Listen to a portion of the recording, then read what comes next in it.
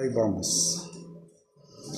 Ok, muy bien. Haciendo un pequeño repaso, estamos básicamente viendo a partir de los libros apócrifos algunas falsas enseñanzas de horrores doctrinales, podríamos decirles, ¿verdad? De estos libros que son libros falsos, que son libros apócrifos, eso es lo que quiere decir la palabra apócrifo, falsos, que algunas iglesias los denominan deuterocanónicos o de un segundo canon, y esa es la gran diferencia cuando nosotros nos dicen, es que a la Biblia de ustedes le faltan libros. No, no es que nos falten libros, es que ellos metieron más, eso es otra historia, darle vuelta a la tortilla. Entonces estuvimos viendo que en Tobías, la aprobación de la brujería, la Biblia habla en contra de la brujería, y estuvimos viendo precisamente eso, cuando era que venía y un ángel les dice, tomen un pez grande que tenían ellos, le dice, sáquele las tripas, y ¿qué era más? El hígado, y entonces, y guárdenlo, porque en algún momento te va a funcionar para alguien que venga con espíritus, ¿verdad? O para alguien que tenga un problema en la vista. Eso es la recomendación que le da supuestamente el ángel en Tobías capítulo 8, y por supuesto que estuvimos viendo que nada de esto tiene que ver con nuestro Dios, sino que Él inmediatamente nos ha enseñado que Él no aprueba absolutamente nada de este tipo de prácticas. Muy bien, vamos a poner aquí el punto enlace. Muy bien, ahora sí. También estuvimos bien. Ok, espérenme porque yo creo que yo estoy muy adelante. Déjenme ver un momentito. Ok, ahora sí. La aceptación de uso de la magia, lo que estábamos hablando nosotros aquí. Y estuvimos viendo estos dos, la limosna libra de la muerte. Y recuerdan que le dice prácticamente, o sea, lo que dice en Tobías, ¿qué tal si lo leemos nuevamente? Pues no hay problema. Tobías 4:10, se está bien. De hecho, los papelitos, si usted los busca ahí, entre los papelitos que están, ya están marcados algunos libros apócrifos. Entonces, ya los quito. Está bien, no hay problema. Sin problema.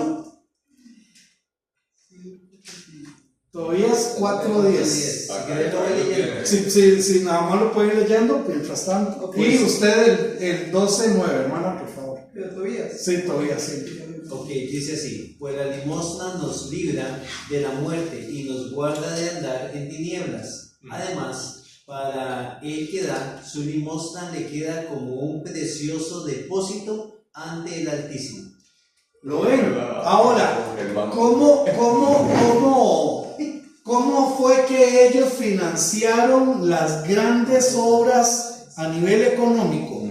A través de las indulgencias. Recuerden, entonces había un carambas que era bueno para andar pecando, no sé, ya lo vi la palabra, mi hermanita, en el adulterio. Y entonces era un carambas adúltero y tenía a su esposa y tenía 4 más. Y entonces le decían, no se preocupe, usted de limosnas, y entonces nosotros le damos la indulgencia, el perdón. Porque la Iglesia Católica hasta el día de hoy, ellos dicen que ellos son los únicos que pueden decir quién va al cielo y quién no. Eso es parte de la enseñanza de la doctrina católica hoy por hoy. Entonces ellos dicen, no, tranquilo, usted sea como quiera hacer, simplemente pague. Y entonces aquí vemos la base, supuestamente la base deuterocanónica de ellos. Mi hermanita, no sé si tiene por ahí el 12:9. 12:9. La limosna libra de la muerte y purifica de todo pecado. Los que dan limosna tendrán larga vida. ¿Qué les parece? Ahora, si nosotros lo comparamos, Juan 14:6 dice, yo soy el camino, la verdad y la vida, y nadie viene al Padre, no es a través de limosnas, sino a través de Cristo Jesús. Y cada uno de estos versículos nos lleva hacia esa misma conclusión. Solo Cristo salva de la muerte, no son las limosnas. Los ángeles son santos. Tobías 11, capítulo 14, versículo 14. Yo lo puedo leer. Sí, está bien. Ah, bueno, mi hermano, usted ha levantado su mano también, perdón. No, que yo quería responder la pregunta. Es que yo iba a preguntar cuál es la diferencia, porque dice, ¿cómo sea, por ejemplo, la estructura de la iglesia, digamos, sí, no es todo, que mágicamente apareció la iglesia y todo lo que se ha hecho por los ministerios es que mágicamente aparece la plata para hacerlo, ¿no? Mi pregunta era cuál es la diferencia entre, porque los diezmos, sea como sea, también contribuyen a, por ejemplo, reconstrucción de iglesia, que se ocupa, qué sé yo, por ejemplo, lo de los adultos mayores que se va a hacer. Entonces, ¿cuál es la diferencia entre un diezmo y una indulgencia? Porque sí, efectivamente con el dinero de la gente y... Ok. Aquí no estamos, vamos a ver, aquí no estamos hablando de si es malo la plata o no. No estamos hablando de eso. Porque yo siempre lo digo de esta manera. Dios nos dio un mensaje celestial en medio de un mundo terrenal. Y en el mundo terrenal se ocupa plata para todo, ¿verdad? Entonces, una cosa es los diezmos y ofrendas como una demanda, como una ordenanza, si lo queremos ver, de parte de Dios para su pueblo, pero no por eso está comprando salvación o no por eso está comprando perdón de pecados. ¿Me doy a entender? Esa es la gran diferencia. Más bien nosotros damos por agradecimiento a Dios, en acción de gracias para Él. Pero otra cosa es lo que hacen estos grupos donde le dicen a la gente que si usted paga, entonces usted puede ir al cielo. Esa es la gran diferencia. No estamos hablando si el dinero, recoger dinero sea bueno o sea malo, porque de todas maneras para todo se necesita dinero. En 2 Corintios 9:7 está la confirmación de lo que usted está diciendo. Ahí dice: cada uno dé como propuso en su corazón, no por tristeza ni por necesidad, porque Dios ama al dador. Amén. Pero hay una parte muy importante, dice que cada quien dé como propuso en su corazón. La gran pregunta es: ¿qué corazón tenemos nosotros? ¿Somos mezquinos con Dios o somos agradecidos con Dios? Ahí está la gran diferencia. Así es. Mano Nahman. También recordar que la indulgencia, a través de la indulgencia usted compra el perdón. Ajá, esa es la diferencia. Con la ofrenda o el diezmo no es eso. No es eso. Ese no es No es eso. la intención, ¿verdad? Definitivamente. La indulgencia, y bien lo dice Miguel, la Biblia dice como propuso en su corazón. La indulgencia no, la indulgencia es un precio. Usted, para ser perdonado de ese pecado, tiene que pagar Hasta le daba la misa, un certificado. es el certificado. O la misa de matrimonio a usted le cuesta tanto. La misa por los muertos, la tarifa es otra, ¿verdad? Específico. Sí, son Y también ahora, aquí también echemos un poquito para nuestro saco de los grupos. Ajá. Dentro de la cúpula de cristianos, ¿verdad? Dentro de un montón de grupos. Algunos de estos grupos están parecidos, ¿verdad? Porque le dicen a la gente, pague por un milagro. Sí. No pagan por perdón, pero sí pagan por una ayuda o un apoyo de parte de Dios. Y también esto, por supuesto, que está totalmente salido de la palabra de Dios. ¿Sí, mi hermano Daniel? Pastor, digamos, para hacer como una comparación, si se pudiera. Porque, por ejemplo, antes de Jesucristo, bien, había un precio por ciertos pecados, si lo pudiéramos ver, porque, bueno, usted hizo eso, le tocan 2 palominos. Si usted hizo esto, había que sacrificar y de hecho un corderito o una vaquita, ¿verdad? Y que de ahí se hace el negocio tan aberrante para Jesucristo, que era lo que se hacía fuera digamos, del templo, ¿verdad? Pero en ese momento, sin la expiación de pecados por medio de Jesucristo, hasta cierto punto había, digamos, o se podría entender como un tipo de precio por la redención, en ese sentido. Vamos a ver, hermanos, en cuanto a esto, no todos tenían animales, ¿verdad? No todos, algunos eran agricultores, otros me imagino que eran constructores o qué sé yo, no todos tenían animales. Entonces, pero recuerden que no era lo que valía un animal, o sea, no era el valor de una oveja, macho, sin defectos, no era eso. O sea, el Señor no decía, una oveja más o menos así vale, no sé, 15,000 pesos, entonces usted traiga los 15,000 y le doy lo mismo. No, estamos hablando de un sacrificio por sangre para cubrir, no era para quitar, era para cubrir el pecado en el Antiguo Testamento. Que para algunos era costoso, sí, para otros quizás no, porque tenían actos de animales, ¿verdad? Tenían 400, sacar una cabrita o sacar un, ¿verdad? Entonces desde ese punto de vista no podíamos nosotros pensar que era un asunto de plata, ¿verdad? Porque recuerden que también el papel moneda y todo eso se da siglos después, ¿verdad? De esto. Antes eran canjes, simple y sencillamente. Entonces no es que Dios dice, no, bueno, lo que vale así aproximadamente entonces vas a pagar por ser adúltero, o vas a pagar por haberle pegado a la doña, no, sino que lo que hay en el Antiguo Testamento son sacrificios, y ese sacrificio obviamente tenía valor, ¿verdad? Tenía algún valor, ¿verdad? Sí, que de ahí, digamos, más que todo, y la apreciación era como el entendimiento de que en el Nuevo Testamento, que es lo que ellos vienen, digamos, o lo que viene a tratar de enseñar mal, obviamente, es sustituir la figura de Jesucristo como redentor de todo por usted haga esto, que es lo que han hecho muchos. Bueno, es que usted tiene que rezar tantos padres nuestros. Es que usted tiene que pagar tanto por los días estos. O sea, básicamente todo restándole o quitándole obviamente el lugar a Cristo, ¿verdad? A su redención, a la dirección, digamos, que uno tiene con Él, la relación que uno tiene.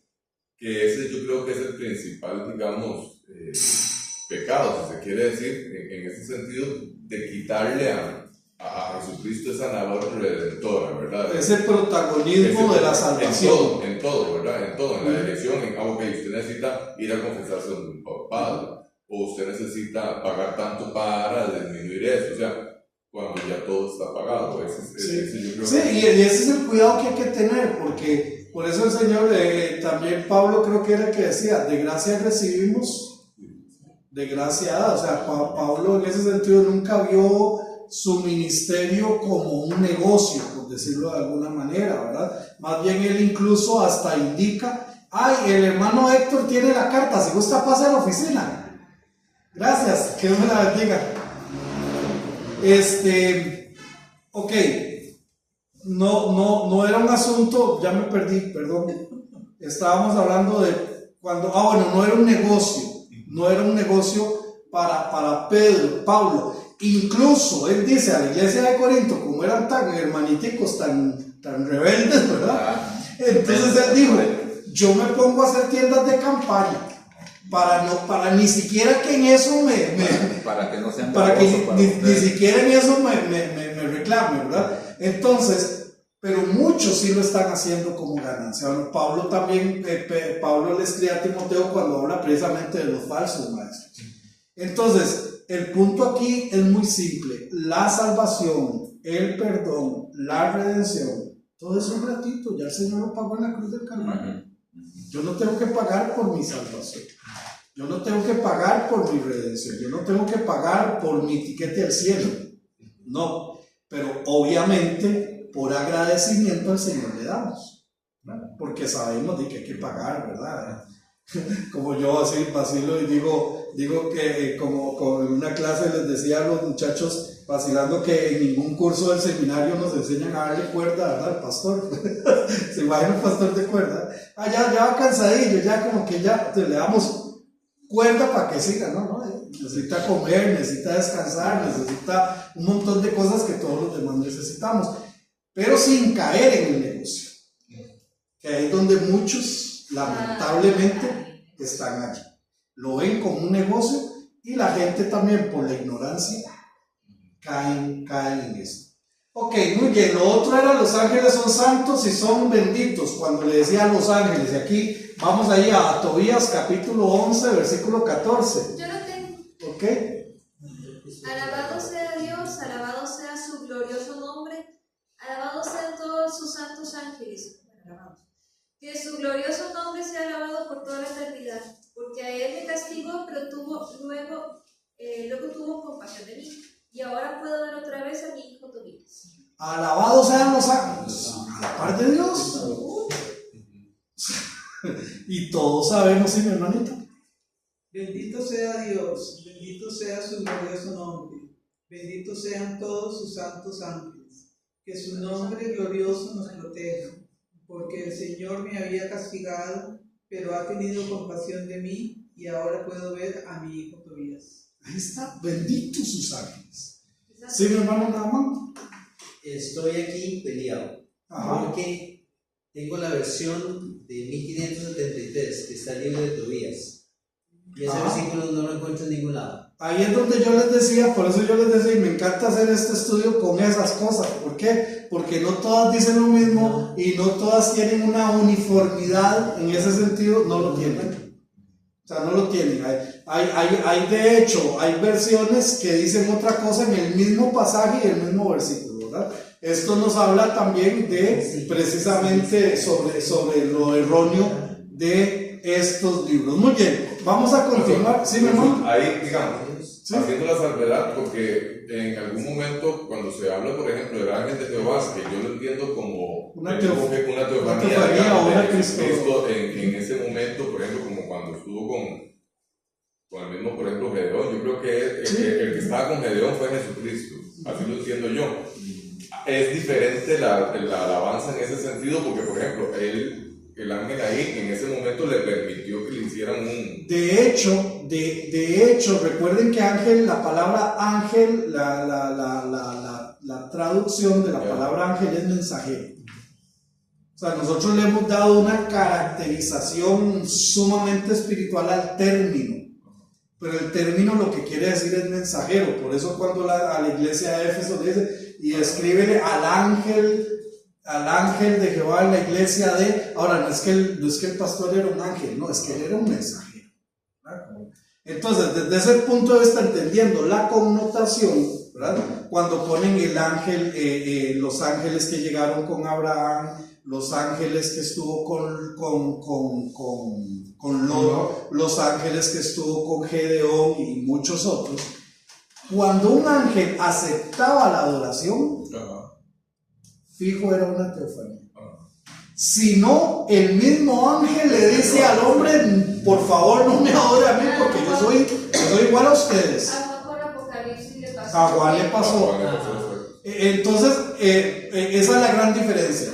Cuando, por ejemplo, el Manoah, el papá de Sansón, cuando hace el sacrificio, dice que en el mismo humo se fue el ángel, ¿verdad? Entonces, cuando vemos eso es porque realmente ese era lo que llamamos una teofanía, que es una manifestación de Cristo Jesús en el Antiguo Testamento. Ya lo encontré. Ajá, sí, cuéntenos, a ver, ¿qué nos Es dice? el versículo 17. Ah, ok, No es el 10. ok, no es el 10. No me pregunte qué pasó con nosotros o dónde está la suma Ok. de la resta, pero dice así: y llorando, Tobías decía: alabado sea, oh Dios de Israel, y tu nombre con alabanza eterna sea celebrado, y todos los bienaventurados santos ángeles tuyos, porque tú me castigaste y tú me has dado misericordia. Porque aquí veo a mi hijo Tobías, y entrando él en cada uno con todo el Padre las maravillosas cosas que en medio habían sido hechas. Ahí está. Entonces, ni siquiera hay una uniformidad de esto. Ahora, recordemos que Naaman tiene la versión del oso, que es de 1573, que es la primera traducción del hebreo al griego, que es del canon alejandrino. ¿Recuerdan? ¿Por qué es del canon alejandrino? Porque fue Alejandro quien solicitó trasladar los libros del hebreo al griego e incorporó literatura, porque la intención de él no era espiritual, la intención de él era una cuestión cultural, conocer cómo era esto. Bueno, esto ya lo vimos, aprobación de la brujería, ¿verdad? Que es, sí, es el mismo de pescado. Sí, de lo del pescado. Sí, estamos repitiendo. Sí, ahora sí, error geográfico, vean qué interesante. Judith o Judith 1:1. Eso sí es nuevo. Sí, Judith 1:1. Vamos a ver.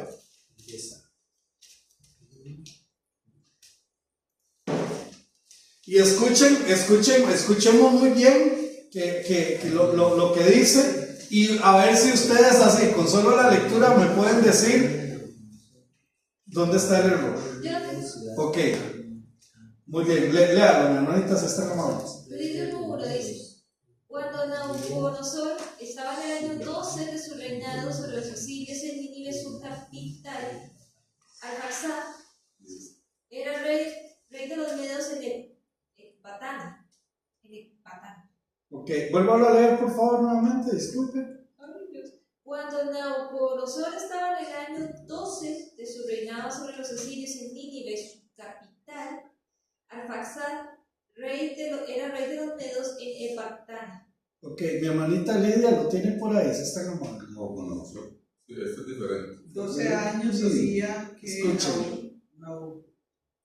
12 años hacía que Nabucodonosor, rey de Asiria, reinaba en la gran ciudad de Nínive, al mismo tiempo que Arfarat, rey de Media, reinaba en Ecbatana. Ok, mi hermano Daniel. Y decía, hacía 12 años que Nabucodonosor, rey de Asiria, reinaba en la gran ciudad de Nínive. Alfazad, que en aquel tiempo reinaba sobre los medos en Ecbatana.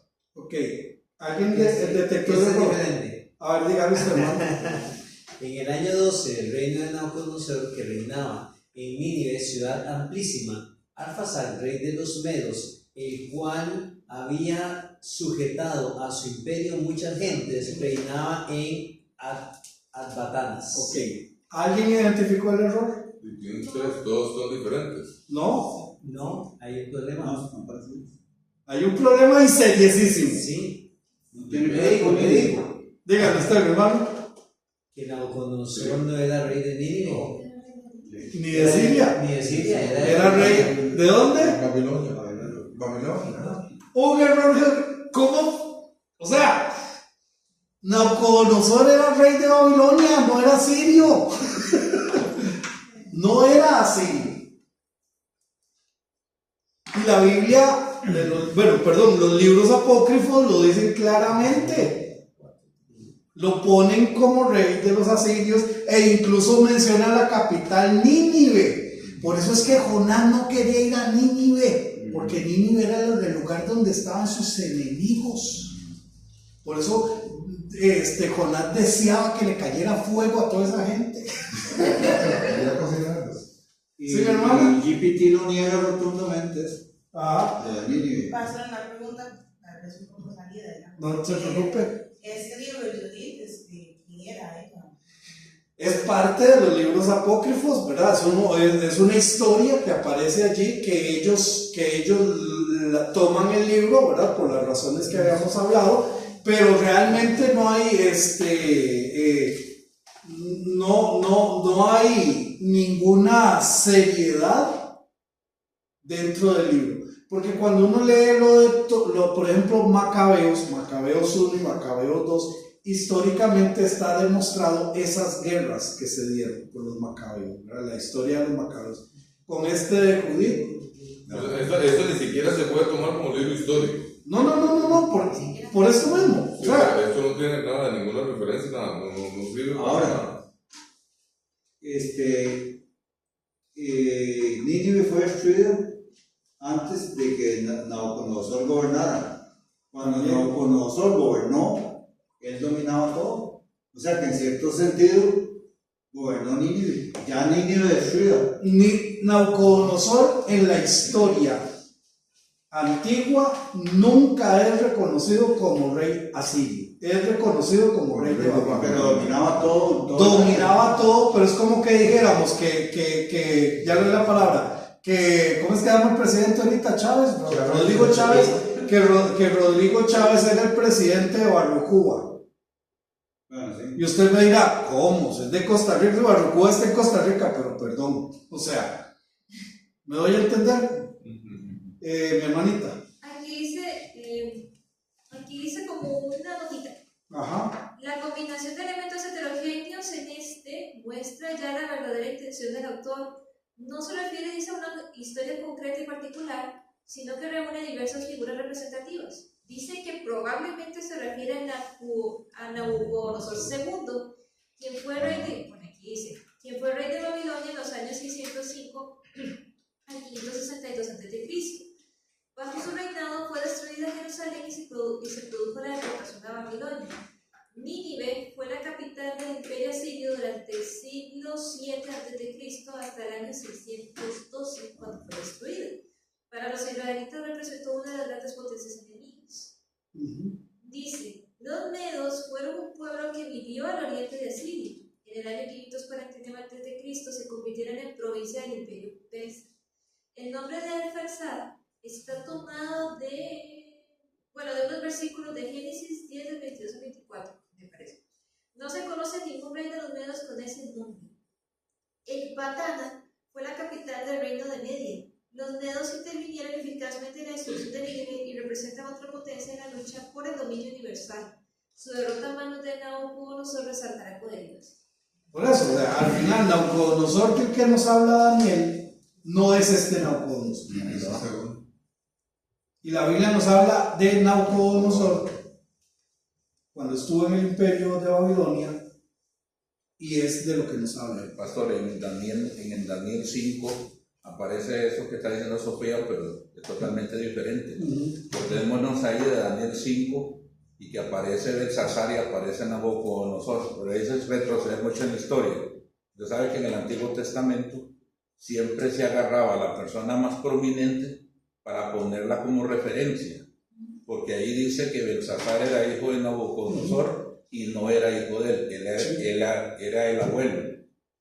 Y el papá de Belsasar era Nabonido, que él se había ido y había dejado a Belsasar como rey regente. Yo sé que dice, no se me enreden más, pero porque ahí está la referencia. Porque cuando la escritura en la pared, cuando llama a Daniel, él le dice, te voy a hacer el tercer hombre más importante del reino. ¿Por qué no el segundo? Porque él no podía dar el segundo porque él era rey regente, o sea que él estaba ahí en representación del rey, de su papá Nabonido, pero no era hijo de Nabucodonosor. O sea, eso es sí, ahora, recordemos algo, el nombre Nabucodonosor no es un título, no. como faraón, es un nombre. Y en la Biblia no nos habla de ningún otro Nabucodonosor más del que nos habla en Daniel capítulo 4. Entonces no podemos nosotros decir que Judith 1:1 nos está hablando del mismo Nabucodonosor. Por eso es que dice que probablemente se refiere a Nabucodonosor. Es que probablemente, ahí es donde la mula bota a Genaro. ¿Por qué? Porque con la Biblia no hay probablemente. Con la Biblia o es o no es, ¿verdad? Porque probablemente, como yo lo explico aquí fácilmente, 1 más 1, ¿cuánto es? 2. ¿Cuántas respuestas falsas pueden haber? Muchas. Millones de millones. Solo hay una respuesta. Solo hay un libro que dice la verdad, es la palabra de Dios. 1. Y entonces de ahí para allá los probables, o es que yo supongo, o es que a mí me parece, todo eso queda afuera. Porque la palabra de Dios es la palabra de Dios. Bueno, es que como aquí dice probablemente. Sí, pero yo lo entiendo. Por eso les digo. Por eso es que estos libros se llaman apócrifos. Precisamente por eso. No hay una certeza real. El imperio neobabilónico, ¿qué fue? ¿Cuál es? No es el mismo. No es el mismo imperio de Nabucodonosor primero, digamos, para llamarlo de alguna forma. Bueno, hermano, ya ahí tendría yo que meterme a estudiarlo, ¿verdad? Porque no le voy a responder a usted sin tener claridad. Lo que yo sí les puedo decir es que el Nabucodonosor de Daniel 4 no es el mismo Nabucodonosor que dice ahí y se está refiriendo al mismo periodo histórico. Eso es todo lo que yo sé. ¿Es el mismo periodo? Sí, es el mismo periodo, exactamente. Ok, petición para engañar con palabras. Vamos a ver a Judith 9:13. Vamos a leer todas las versiones que tenemos allí y voy a pedirle, tal vez, mi hermano Miguel, si me ayuda con Proverbios 12:19 y mi hermano Carlos, Proverbios 21:6. Ahora sí, vamos a escuchar cómo se pide o se dice o se aprueba engañar con palabras. Judith 9:13. Sí, hermanita. Dame palabras seductoras para herir y deshacer a los que tienen tan perversos planes contra tu alianza, contra tu santuario, el monte de Sión y la casa que pertenece a tus hijos. Dame palabras como Seductoras. seductoras. Aquí dice otra. A ver, dígame, mi hermano, por favor. Dice, dame palabras para poder engañarlos y causarles el desastre y la muerte. Pues tienen planes perversos contra tu alianza, contra el templo consagrado a ti, contra el monte Sión y contra la ciudad que es hogar y propiedad de tus hijos. Es una petición que le hace, deme palabras engañosas. Y después lo que hace. No, ya es. Sí, después lo que ella hace, dice, se quitó el saco, se cambió los vestidos de viuda por los de fiesta, con los que vivía su esposo, se echó perfume, se peinó y se adornó la cabeza, se cambió los sandalias, se puso collar, ya se perifolló. Para ir a hacer lo que tenía que Puso hacer. guapa, pero el punto es que le dices, deme palabras de engaño. Ajá. Y no solamente es eso, es palabras de rabia. O sea, es como Sí. que yo le oré y yo diga, ay Dios, mata a este tipo que me hizo tanto daño. A ver, venga, me vuelvo a decir. Pastor, esa referencia que acaba de leer Daniel cuando estábamos estudiando Los Reyes del Norte es bastante similar a lo que hace la esposa de Jeroboam para ir a engañar a aquel profeta que estaba ciego. Ella llega disfrazada y cuando ella va taconeando le dice, pasar mujer de Jeroboam. Pero ella lo intentó engañar. Pero Dios le había revelado a él que ella venía a engañar. Ya lo estaba esperando. O sea, tiene bastante similitud a lo que acaba de leer. Mi hermano Naaman, no sé si lo tenés. Ya me los Para empezar rápido, dice que es el mismo. Nabucodonosor segundo y el primero, que no hay otro. ¿Quién dice? De inteligencia artificial. Inteligencia artificial, no lo dice la Biblia. Mi hermano. Ok, el 18.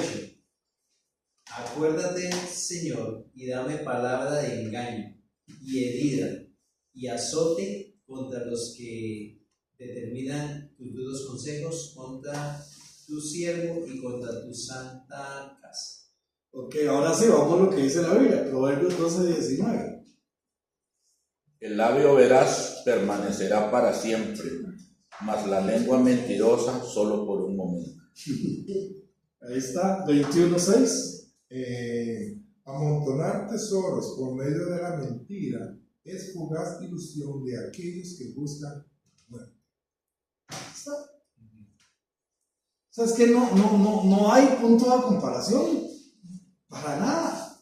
Y recuerden que una de las evidencias para que los libros se consideraran canónicos es que no pueden contradecirse uno con el otro, no pueden contradecirse, porque si es un solo mensaje, los 66 libros no pueden contradecirse. Ahora, ¿cómo hacemos para meter esto de Judith en la Biblia? No cansa.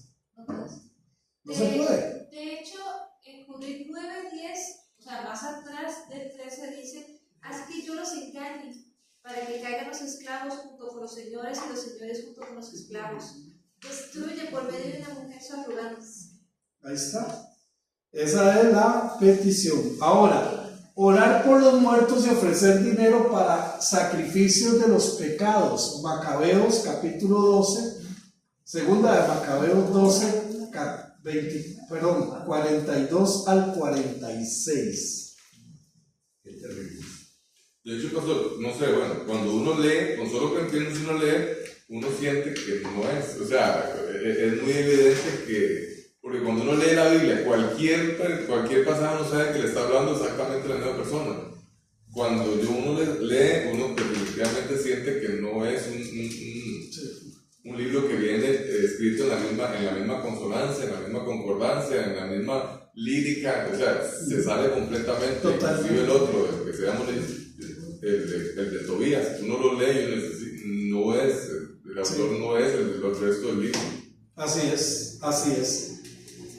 Segunda de Macabeos 12, del 42 al 46. Que lo tenga, lo puede. Yo sí quiero. Ok, luego mi hermanita Lidia. Así es. Pues si quiere entonces mi hermanita Lidia, mientras mi hermana termina de apuntar allí.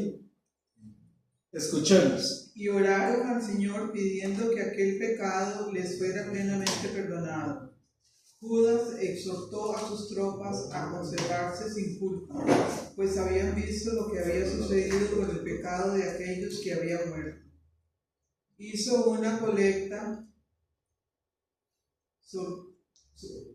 soldado por soldado y reunió hasta 2000 dracmas de plata que envió a Jerusalén para que ofrecieran un sacrificio por el pecado, acción elevada y noble, inspirada en el pensamiento de la resurrección, puesto que si él no hubiera esperado que aquellos muertos habían de resucitar, vano y superfluo hubiera sido orar por ellos.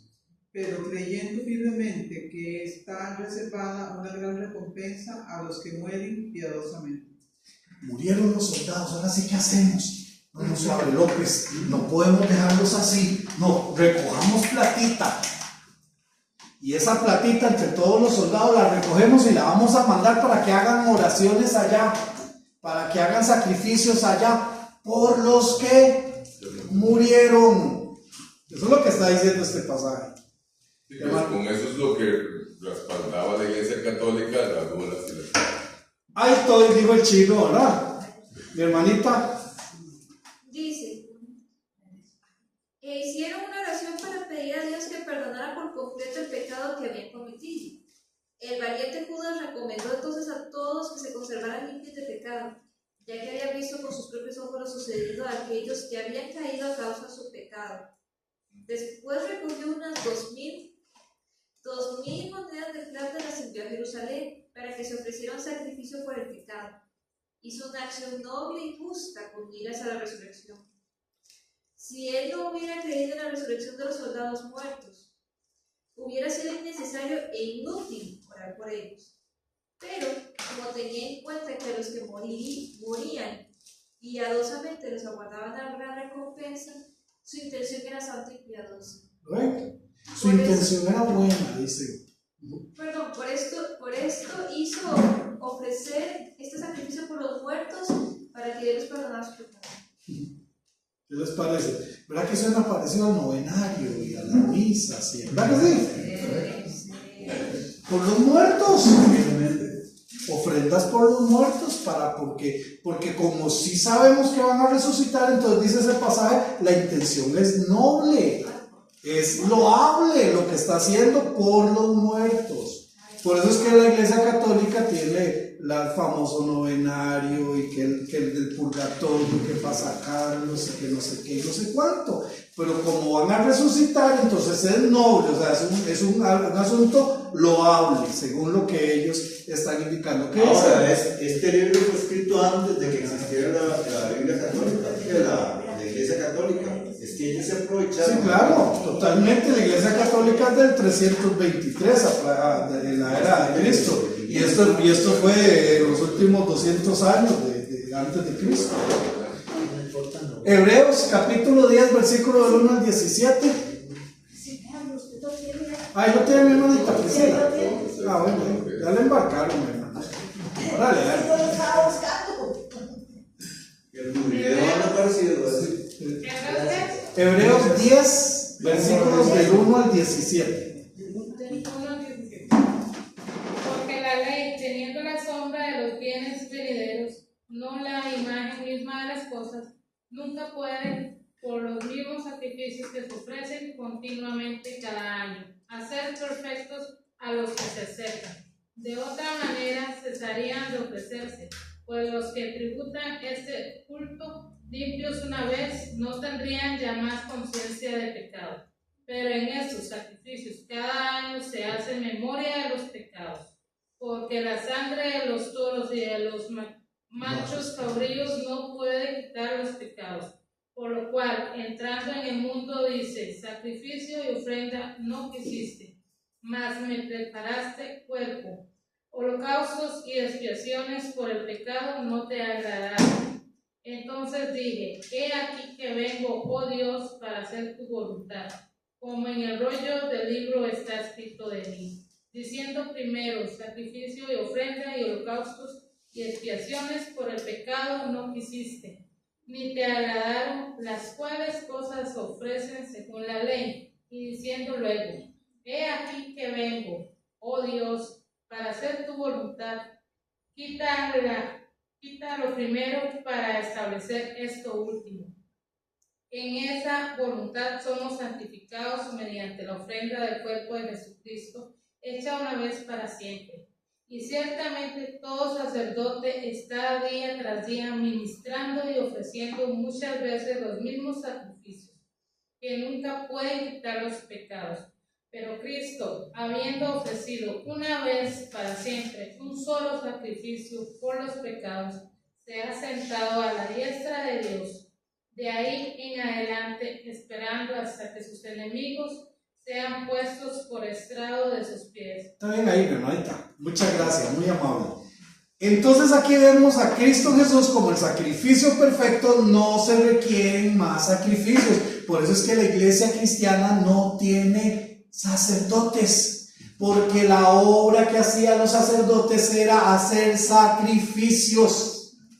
Entonces, por eso es que yo no entiendo cómo en la iglesia católica siguen llamando sacerdotes. ¿Cuáles sacrificios hacen? Y si hacen sacrificios, entonces están diciendo que el sacrificio del sumo sacerdote por encima de cualquiera, nuestro Señor Jesucristo, no fue suficiente, porque ellos necesitan seguir haciendo sacrificios.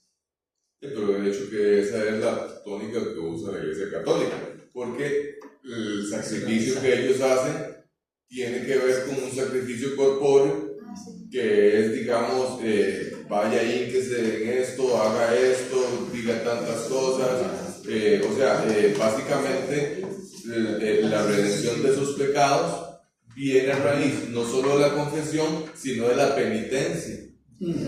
Que el mismo sacerdote, digamos, impone exactamente a costa de lo que obviamente tiene como pastor. En el versículo, sí, en el versículo 17-18 se trae por todo lo de la iglesia católica, porque dice así, y añade, y nunca más me acordaré de sus pecados y transgresiones, pues donde hay remisión de estos, no hay más ofrenda por el pecado, o sea, ya no hay más sacrificio. ¿No hay más? No hay más. Entonces, hermanos, orar por los muertos y ofrecer dinero para sacrificios de los pecados, eso no es bíblico. No podemos comparar estos pasajes o estos libros apócrifos con la palabra de Dios. ¿Sí, mi hermanita? ¿Cuál fue la razón por la que en el Antiguo Testamento entonces se hicieron los sacrificios y nada más era para cubrir y no para expiar? Yo sé que es por la venida de Cristo. Ok, en la justicia de Dios todo tiene que tener una consecuencia delante de Dios. Y la consecuencia en el Antiguo Testamento era eso: usted va a tener que ofrecer sacrificio, le va a costar tener que hacerlo, pero eso es para buscar precisamente la justicia de Dios, el perdón, pero no el quitar el pecado, sino el cubrir el pecado. Por eso era que cada año había que hacer sacrificio, el sumo sacerdote hacía sacrificio por todo el pueblo. Y cuando él salía de allí era porque Dios había aceptado el sacrificio. Pero ¿qué pasaba? Al día siguiente alguien pues va a ponerlo al revés, la esposa le pegó al marido. Y entonces, ¿qué le queda? Vaya, haga el sacrificio. Pero ayer sí, ayer fue ayer. Hoy estás incumpliendo y te va a costar. Job lo hacía todos los días. Job lo hacía todo y por sus hijos. Por sus hijos y por él. Por aquello de que... Pastores, había una característica, para contarla así rápidamente, que tal vez el sacerdote, lo que sean los sacrificios, él sabía que no estaba bien, ponían una cadena con unas campanitas y uno se quedaba escuchando, porque si ya la campana no sonaba es porque el hombre estaba muerto, entonces lo jalaban y le decían, bueno, sigue usted, y tal vez el otro no estaba bien. O sea, por eso primero había que ofrecer sacrificio por él y luego por el pueblo. Entonces, los libros apócrifos no comparten muchas de las características de los libros canónicos. No son proféticos. No existe ninguna confirmación sobrenatural de alguno de sus escritores. No hay absolutamente nada de esto. El purgatorio, Sabiduría, capítulo 3, versículo del 1 al 9. ¿De dónde sale el purgatorio? Sabiduría, capítulo 3, versículo 19. Ya son las 7:30. les robo 5 minutitos para ver o lo dejamos para el otro martes. Ok, entonces vamos con Sabiduría 3, versículo del 1 al 9. Lo tengo por mientras. Ok, está bien.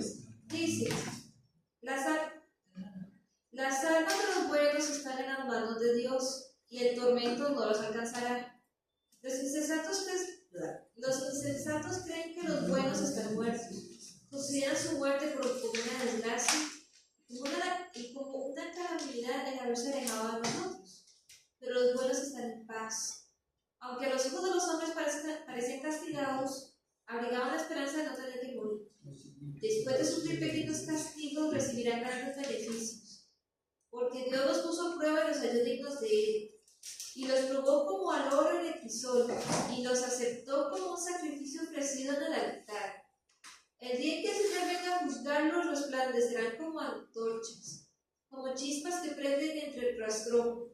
Juzgarán a las naciones y gobernarán a los pueblos, y el Señor reinará sobre ellos para siempre.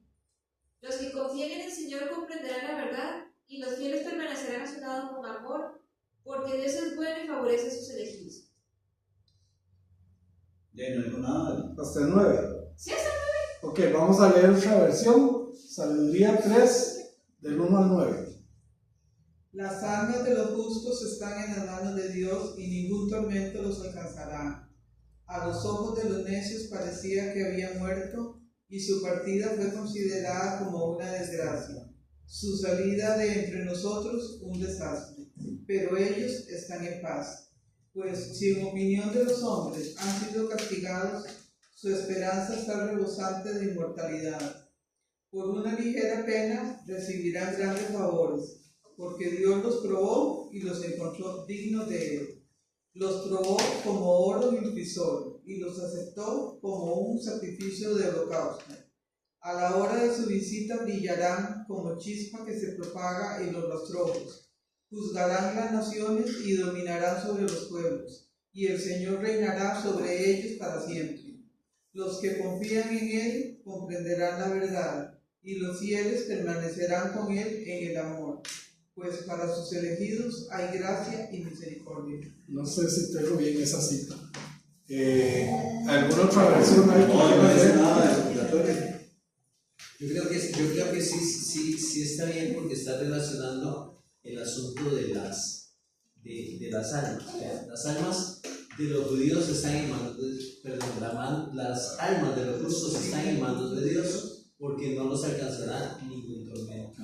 Ahí está. Para los insensatos ya no son más que muertos. Su salida de este mundo es tenida como una desgracia, y su alejamiento de entre nosotros como una calamidad. Pero ellos están gozando en la paz. Aunque según piensa la gente, sufrieron muchos padecimientos, y la otra vida era preparada para recibirlos. Por unos pocos sacrificios recibirán una gran recompensa, pues Dios los aprobó y los halló dignos de él. Por unos pocos sacrificios. ¿Verdad? Y si ya están muertos, ¿cómo van a recibir algún tipo de sacrificios? Ok, los aprobó como se aprueba el oro en el horno, desde donde se funde el metal, y los aceptó como víctimas consumidas por el fuego. Ok, ahí está. Tal vez en eso, como yo no conozco muy bien la doctrina del purgatorio, tal vez en esto los que podamos revisarlo, ¿verdad? En inteligencia artificial, donde los católicos basan para lo del purgatorio. Vamos a investigar. Ok, bueno, el argumento en contra de tal enseñanza está en Hebreos 9:27, porque está destinado para el hombre morir una sola vez, y después de esto el juicio. Para terminar esto, el hombre, después que parte de este mundo, no tiene más que hacer. La decisión para la eternidad se toma en esta vida, para bien o para mal. Muy bien, vamos a dejarlo hasta aquí. Voy a, si no se me olvida, revisar esto, porque si no...